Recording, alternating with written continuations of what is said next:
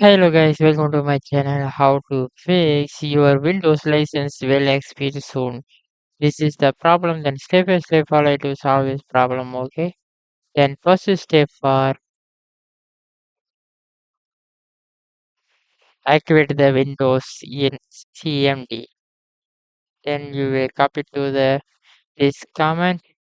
I will this command for provided in description. Okay. Then copy to you will click to search the CMD. Click to open. You will type to enter. You will see the this is the product activated is successfully. After we click to close. And this is the first step for not working only. We come to the second step for use the activation key in Windows Activate. Okay.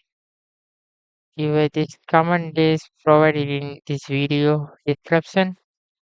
Then copy then to you will go to the search bar, search the CMP, then right click to run as administrator. Like so you will control plus V.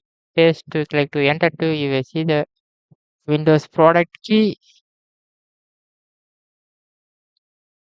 This product key you will copy to